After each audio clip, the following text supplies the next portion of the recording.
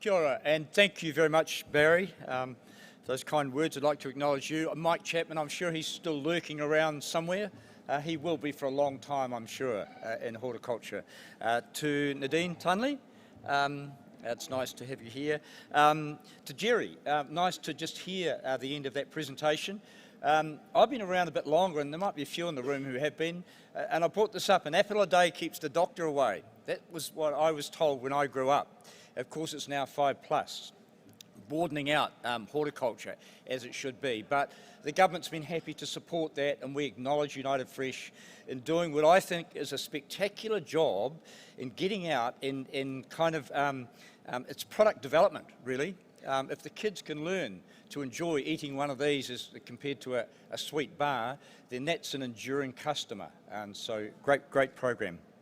Look, thank you for the opportunity. I won't hold on to that because all the kiwi fruit growers will be offended. Look, thank you for the opportunity to come along and talk at this conference and open it up. And I apologise, I am going to have to go straight after this, but I will be back this evening to enjoy the celebrations and maybe have a drink of yours, Jerry. It is a privilege, and it is unusual that you can have numbers like this gathered anywhere around the world still. We had hoped 18 months ago that we'd be able to get back to normal. We've been lucky as a country, but as I travelled briefly into Europe and the UK, I was reminded, and Singapore, that the world is not back to normal. And in spite of the best efforts in the UK, I'd suggest that they've still got a lot of challenges ahead of them. Until we get that vaccine rolled out across the whole globe, we will be impacted. So nice to be here. A warm welcome. Yeah, that's great. I should have brought my coat. This is a wonderful venue. Everything from the field days, Hort New Zealand, and of course the really important one of Rally New Zealand that comes here occasionally. Look, the sector provides an opportunity in both value and volume for our country into the future. Growing the sector can provide a wide range of flow-on benefits to the New Zealand economy, including career opportunities, a stronger Māori economy, domestic food security, health benefits, vibrant regional communities, and lower greenhouse gas emissions. The broad range of topics you'll cover at this conference demonstrates a strong dedication from the sector to your future success, which will not only require continuing and improving current practices, but also the adoption of new methods and new technologies, along with things like robotics. Wearing my hat as Minister of Agriculture, I'm excited about the opportunities in front of us as a food-producing nation. Wearing my hat as Minister for Trade and Export Growth, I look forward to opening more doors to allow that fine food and fibre to be traded into new markets around the world with some security and the rules of trade that we need so that we don't have ad hoc intervention and non-tariff barriers thrown up against us. There are a number of them there. We don't want any more. The last 18 months, of course, has been like no other. One of the toughest periods that you in the horticulture sector have had to endure. On top of the unprecedented disruption of COVID-19, there have been a series of devastating adverse events. Of course, one in my home patch around Motueka of the Boxing Day hailstorm event, devastating for many growers. That will take some of them years to recover from that. We have ongoing climate events that we are told will be part of the future, more acute, more challenging, requiring more planning and mitigation wherever possible. There, of course, are now also supply chain disruptions affecting both air and sea freight. Government stepped in to help with air freight capacity, and that continues today. The sea freight challenges are still there. It's not unique to New Zealand, and indeed we see the rates both of containers and bulk shipping going up, and of course the availability going down. So we have to keep working on that. There are 60,000 people working across the horticultural sector, a huge number of New Zealanders, and a big part of our workforce. And as was said, labour and availability of staff remains one of the key challenges going forward. We are somewhat unique in the OECD. We have the highest rate of reliance on migrant workers per head of population. That does leave us exposed, and has done. It's been facing international events like COVID. And these events, unfortunately, we are reminded, are likely to occur into the future. But on Monday, of course, the Prime Minister announced with the Minister of Immigration that we have opened the door to Tonga, Samoa and Vanuatu for quarantine-free travel. And some of you might say, it's too late, or, it took a long time. I'll remind you that the world is still facing COVID. While we have been able to protect those Pacific nations, Fiji has not been so lucky. And any COVID introduction into any of those islands will be devastating. So we have been hard-nosed about ensuring that there is proper protection for that two-way travel, because some of the workers, RSE workers, want to be repatriated, and their home countries have been very reluctant. So we're still working through some of the details, and obviously for some, the Solomon Islands is still a challenge, but it's great that we can have that quarantine-free travel from those three Pacific nations to take some pressure off you and actually the wider economy that is facing labour shortages as well. We will continue to support you through the RSE sector, and I think we need to look at a longer-term workforce transition, not necessarily away, but using the complementary skills and support of RSE rather than a total reliance on it, which we have kind of built up, or we're certainly relying on them. We've launched, with your money of course, Opportunity Grows Here, a campaign highlighting the opportunities across all the primary sectors. We've done a lot of work on the ground, the Primary Sector Workforce Program, and we've had over 5,000 people placed into jobs across our sector. That's a significant step forward, and we believe, given the number of people interested in new courses at Lincoln, the number of people who are moving into vocational education because of the first year free, we think that the pipeline is good, but the needs are acute, and we acknowledge that. I met with Hawke's Bay mayors and Apples and Pears to discuss the development of their horticultural workforce transition plan. And thank you, I want to acknowledge their efforts in the Hawke's Bay to collectively work through these challenges for the future. The physical resilience and mental well-being of growers has really been put to the test over the last 18 months. And I'd just like to thank each and every one of you who might just have looked over the fence and helped your neighbour, or notified someone else to come in and help your neighbour or your friend. That's the way that we will get through this, and I know there are a couple of discussions and presentations on that here at the conference, and that is needed. I noticed today that the red meat sector has just launched its campaign to get more people into that sector. So the competition's heating up, and I guess that will probably lead to increased wages. We're not stepping back from that as government. We want people to get more money in their pockets so they have it to spend, so they can look after their kids and get education and all the things they need. That's where we need to head, is an upward trajectory in income for growers, for exporters, but also for all the workers in this country. I'd like to, as I say, acknowledge FarmStrong and the Apples and Pears and other organisations that have actually stepped up a bit further to help directly with that mental health and support across the primary sectors. Thank you for that. I know there'll be workshops in Nelson and Central Otago, and believe there had been one in Hawke's Bay. But despite, I guess, all of those challenges, we still are the producers of some of the finest and most trusted food in the world. And that puts us in a wonderful position. And I guess it underpins the SOPI report that was launched here at the field days. I wasn't here, unfortunately, but said we have a good, strong outlook across all the primary sectors. A few little glitches this year, But overall, the export earnings for this country have continued to and will continue to climb.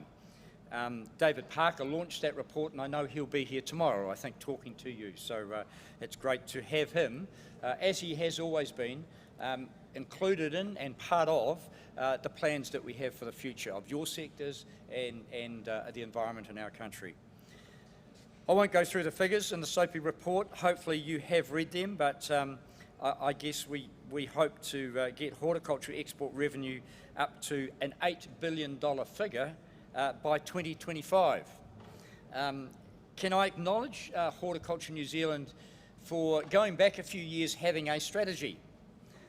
It was a look forward, and I think it was to 2020. And that was great, and other sectors have kind of seen the wisdom of that and are slowly developing their own sectors. You led the way, and I would suggest that that was part of the reason that you have been successful. I'd like to acknowledge the next iteration, which is MPI, with Horticulture New Zealand and with all the participants working on the next strategy. Because, you know, if you fail to plan, then, you know, you'll plan to fail. And I think it is really important that you set a vision and you set a pathway to that $8 billion figure. Good luck to you all. Fit for a Better World, of course, has been, I guess, a vision we've set out for all the sectors. I want to acknowledge your part of that. We've still got a long way to go to implement all the independent recommendations that we got. Nadine was on the original Primary Sector Council, another group of people who didn't necessarily agree but shared the passion. That is not the vision, but it is a vision incorporating the values of Te Taiao, of well-being for all parts of our system. And so thank you for your contribution to that as well. Can I just acknowledge, before I finish, I guess, some of the other challenges and perhaps briefly refer to trade. The UK and the EU have been traditional trading partners, very, very valuable. Some for more so for some sectors than others. We're working through those agreements, and the progress that I was able to make, firstly in the UK with a commitment with Liz Truss to try and get to an agreement in principle by the end of August. The officials were horrified at that agreement, and they have literally been working day and night to work through the roughly 30 chapters of what is a comprehensive trade agreement. We always have high ambition on your behalf, but ultimately it is a negotiation. We have the advantage of the UK needing to reach out to the rest of the world to re-engage through formal trade agreements. They were part of the EU, and that gave them automatic rights, I guess, through the EU to a number of opportunities. They have to do that. The Australians have signed up to an agreement in principle. We're next in line, hopefully using the momentum of that agreement. But we have a different package of trade interests from Australia. And let me reassure you that your interests are not being forgotten, put to one side, or minimised in any way. So we do have, through the Trade for All strategy, an obligation to regularly update the sectors on progress through the trade agreements. And I'm not going to run through all of those other than to say things like onions and apples and kiwi fruit. They're all part of discussion, line by line, and I hope that when we finally reach an agreement in principle first, that you feel that we are making good progress in opening the door for opportunities. They may not be immediate, but long term we believe they will benefit our country. The same too for the EU. What they do want to do, and it gives us an advantage compared to Mercosur or South American countries, or even compared to Canada, where there have been some challenges for the EU, is that we are like-minded and we share values. Their commitment to climate change efforts is absolute, and the terrible tragedies in Germany a couple of weeks ago were once again a reminder that they are determined to deal with people who are committed to make efforts to reduce emissions. We can give that assurance, and that gives them some comfort. I have to remind them that we can only feed 40 to 50 million people, not 500, and that we're not going to swamp the market, and we do not want to undervalue the products of their producers in the market at all. It's simply not worth our effort. So those clear messages are needed to be repeated, and if you have connections, and I know you do, we have companies, European companies operating here, I ask all those people with connections back into Europe and back into the EU to remind them that a trade agreement with New Zealand is one that will offer value for all of us. And it's not about blatant competition. So I'm sure we will get there. Can I just say on elite soils, we committed to protect those, and we're still committed to that. There has been some argy-bargy around opening up the opportunities for growth and houses, and that's a healthy discussion. But in the end, we still have an absolute commitment to protect the valuable soils in this country that we use to feed our own people and to open the door to export opportunities. And in terms of feeding our own people, can I just say, I'm not allowed to comment too much because you might be waiting for our response. The inquiry into supermarkets exposes a few realities. For individual growers, it's been impossible for them to speak up.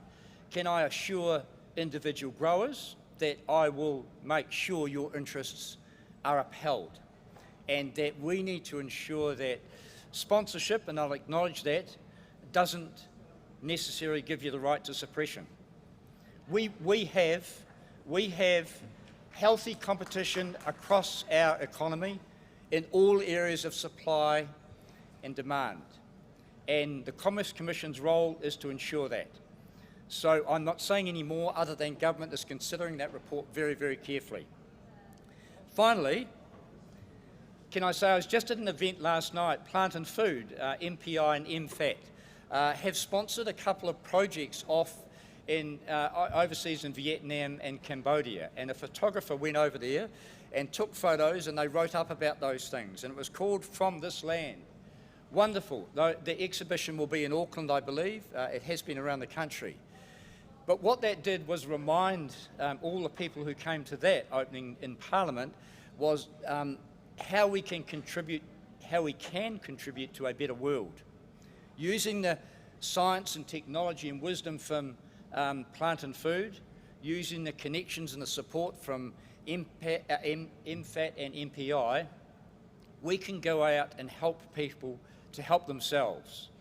And in terms of dragon fruit, you know, it's helping them establish, firstly, the growth in a safe way, the storage, the distribution, and yes, someone might in some market somewhere in the world look at a kiwi fruit or dragon fruit, but it's not going to make or break our country. It might make or break those growers. So if we are indeed to aspire to be the best country for the world, the best growers and farmers for the world, then we should grow the finest produce, but also help other people to feed themselves. Food security is an international challenge. We have some wisdom and knowledge, and if we can share that, indeed we will rightly claim to be the best country for the world. Enjoy your conference. I look forward to coming back this evening, and thank you very, very much once again for everything you do for our country. Kia ora.